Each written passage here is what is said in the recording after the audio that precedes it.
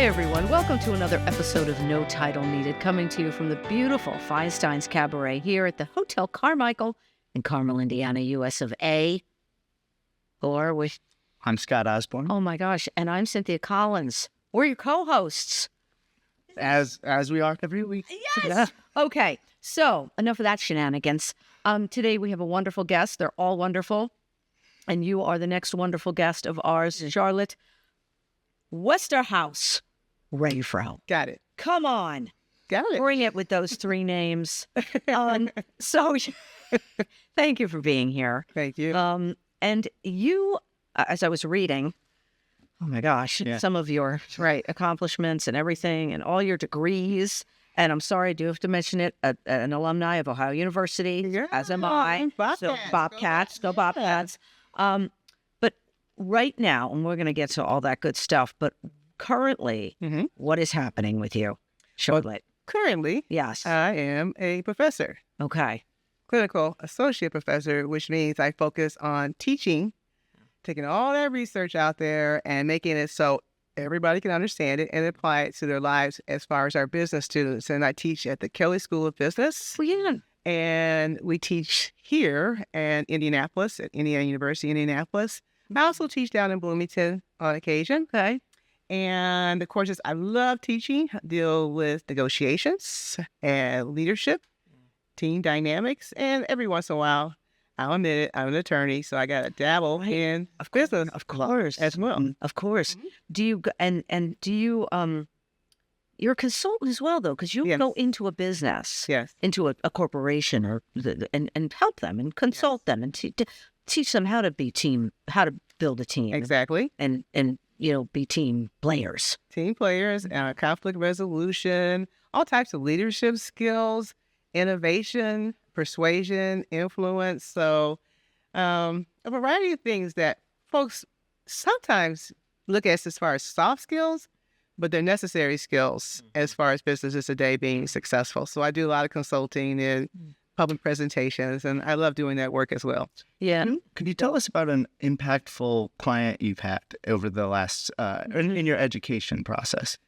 Well, I don't like dropping names too much because usually when you say that, but impactful is where I get a sense from the comments that people have is they have changed their whole way of solving problems, and they see problems now as opportunities, and they find ways of actually finding solutions from those. And so a lot of times when people come into a room with a consultant, they have a sense that something's wrong and needs to be fixed. And what I'm hearing from the companies I work with is it's not anything that's wrong per se, because businesses hire great people. How do you fine tune them? How do you augment their skills? And how do you have them work as a team? And I love team sports. So everybody on the team, for the most part, and many of these organizations, these top organizations, they are part of the team. They made the cut. Now, what I do with leaders is help them to coach these players or coach their employees to work better as a team to accomplish a goal and a strategy. So it's not about fixing. It's about augmenting, understanding skill sets, and most importantly, getting folks excited about team play. Right. Like the existing strengths Existing strengths and understanding where they fit in on the team. So if you're going to use an analogy of, let's say, a football team, not everybody can be the quarterback, right? But you need one. Not everybody can be a receiver, but you need one. And not everybody can be a kicker, but boy, sometimes you need those extra points. And so what I'm hearing our businesses are learning how to use the skill sets of individuals on their team to actually win the strategies or the goals or objectives that they have set. And it's exciting seeing teams work. Right. Real exciting. Seeing them all come together and start playing as a unit. Yeah. And wanting to play as a unit. And teams that play well, organizations that play well, organizations that work as team are more innovative. And right now, as far as in our competitive market, innovation is very, very important. It's just improvement. You're improving upon something it's good. Like we were talking, like you said, it's there. It's good. You're improving upon it. Exactly.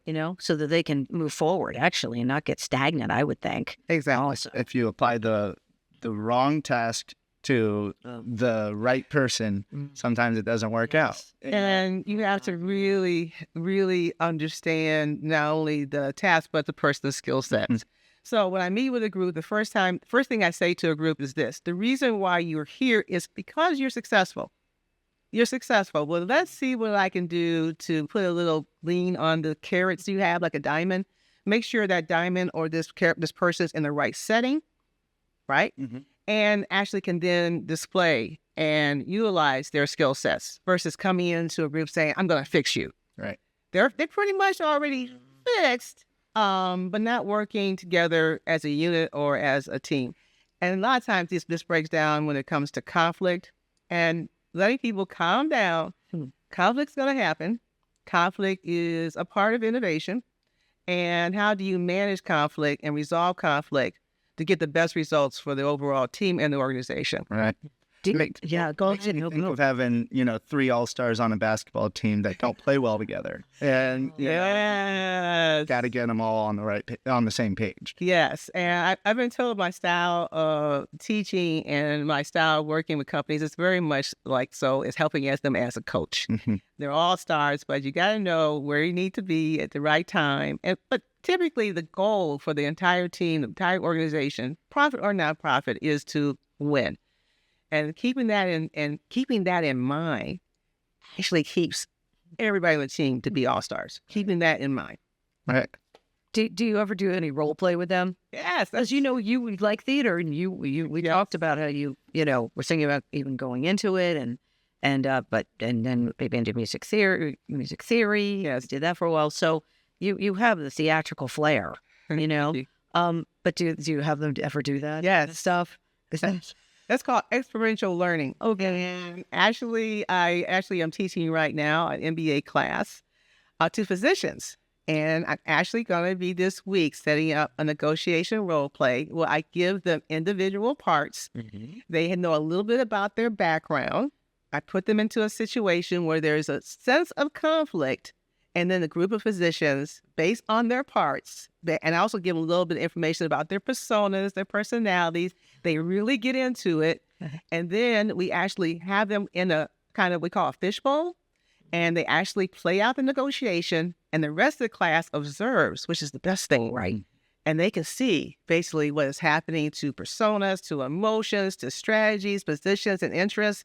So we call it experiential learning. And then you're like, what did you see? What did you see? What did you see? Well, I thought he was a little aggressive, and that, they really see, like when you do that, because I've had to, as an actor, I've had to go into corporations and do it, with different companies.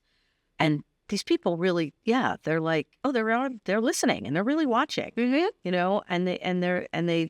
they're getting it. I think that doing I call it the role play, but I think that is the ticket too, because then you really can see how a person's acting.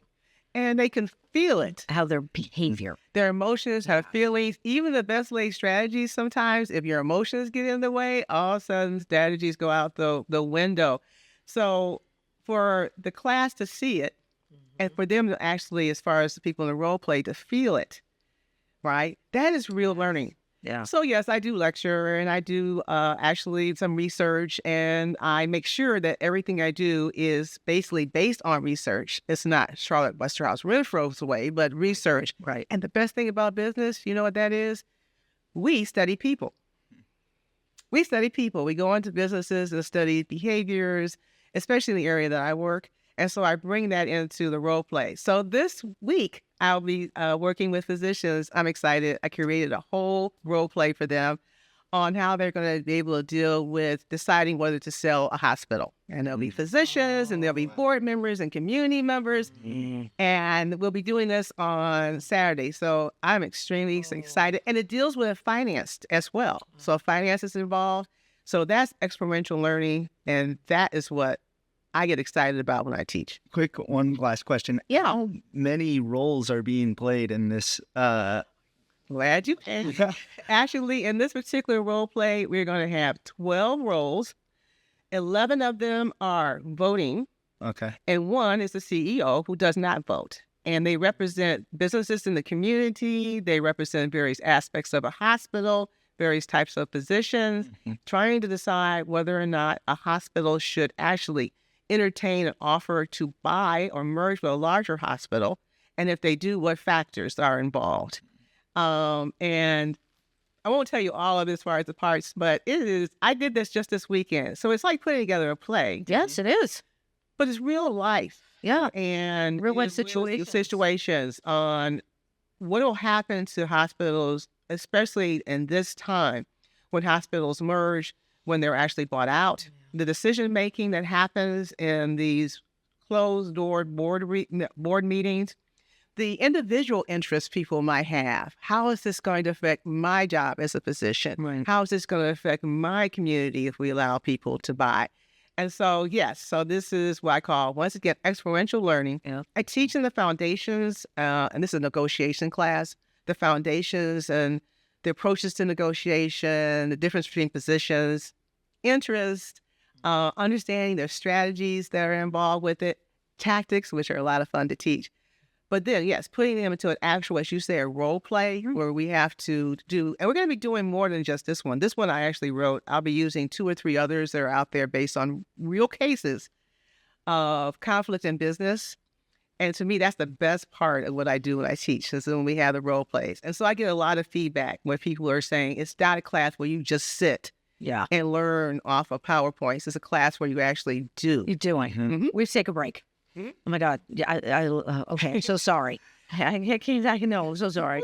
She ain't interrupting. He interrupted, yes. But we have to take a break. Quick break. Quick break. Okay. To hear from our sponsor, Randy Sorrell, and then we'll be back with Charlotte Westerhaus-Renfrow. Thanks.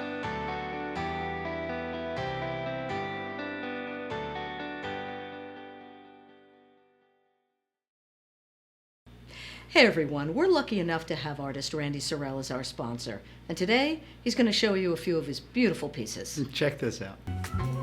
Say hello to Songbook Standards. This is an original acrylic, part of my music series that I completed in 2024. Sort of celebrating jazz and blues and cool clubs all across the nation, or the world. And if you dig music, man, you are going to love this one. Lavender Fields is part of my landscape series, and if you could see this in person, you would recognize how thick and juicy and packed full of color this painting is, and it really captures the lavender fields that you see in France and, sometimes here in Indiana. I think you're going to love this one.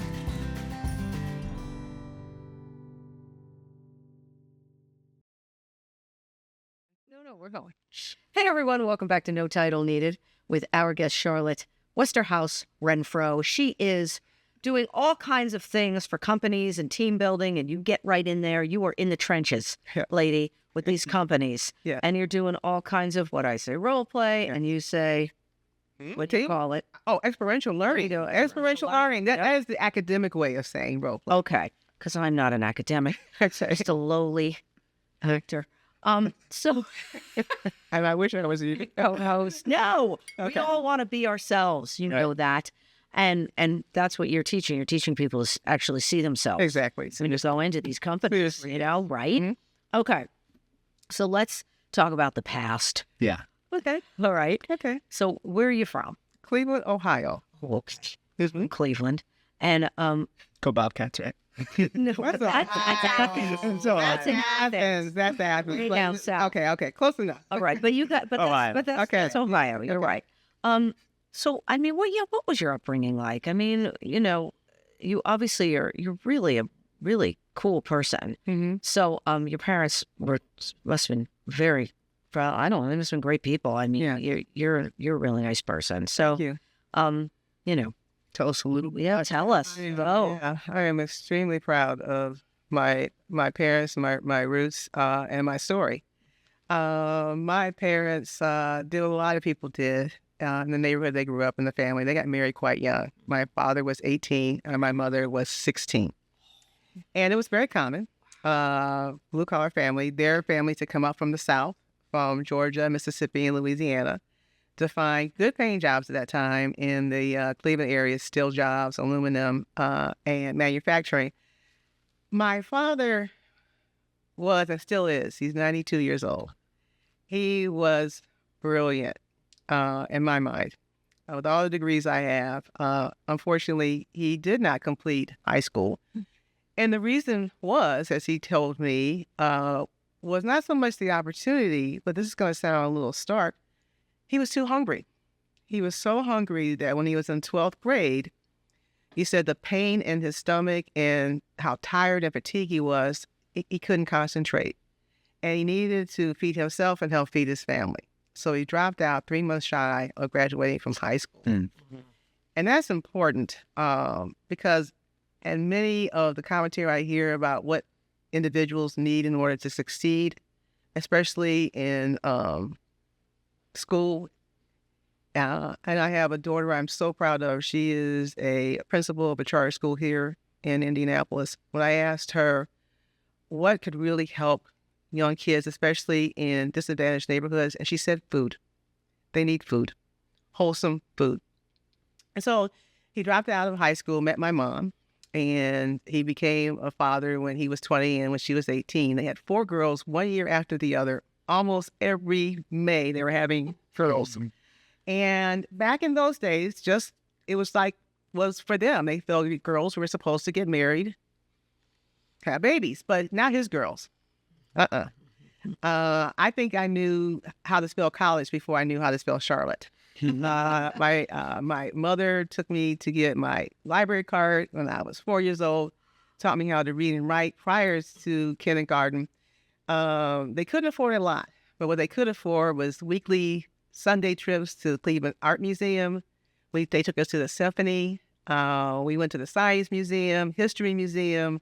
We had a Reader's Digest in our hand. We had a Look and Life magazine. Yeah. Of course, we had Ebony, too, as well, and Jet. Yeah. And constantly listening to the news. Walter Cronkite was like my hero. Every night we watched CBS News and documentaries, the Prudential Rock, I remember, documentaries, and even to making sure we knew about sports. And so education was a part of everything that was happening in the house, and music.